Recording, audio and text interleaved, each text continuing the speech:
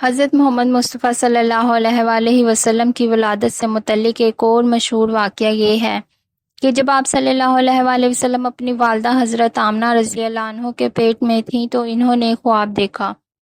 اس خواب میں ان کو بتایا گیا کہ ان کے پیٹ میں ایک عظیم نور ہے جو تمام جہانوں کو روشن کرے گا۔ روایت میں آتا ہے کہ حضرت آمنہ رضی اللہ عنہ کو خواب میں یہ بھی ہدایت دی گئی کہ جب بچہ پیدا ہو تو اس کا نام محمد رکھنا۔ آپ نے یہ خواب حضرت عبداللہ نبی صلی اللہ علیہ وآلہ وسلم کے والد کی وفات کے بعد دیکھا تھا، اور یہ خواب ان کے دل میں ایک گہرا سکون اور اطمینان لے کر آیا۔ یہ خواب اس بات کی غمازی کرتا تھا کہ آنے والا بچہ یعنی حضرت محمد مصطفیٰ صلی اللہ علیہ وآلہ وسلم دنیا میں حق اور ہدایت کا پیغام لے کر آئیں گے اور ان کے ذریعے اللہ کا نور پوری دنیا میں پھیلے گا۔ یہ واقعہ حضرت آمنہ رضی اللہ عنہ کے دل میں اس عظیم ذمہ داری کی اہمیت اور عظمت کو مزید واضح کر گیا۔ یہ خواب نبی کریم صلی اللہ علیہ وآلہ وسلم کی ولادت کی عظمت اور اہمیت کو بیان کرتا ہے، اور حضرت آمنہ رضی اللہ عنہ کے دل میں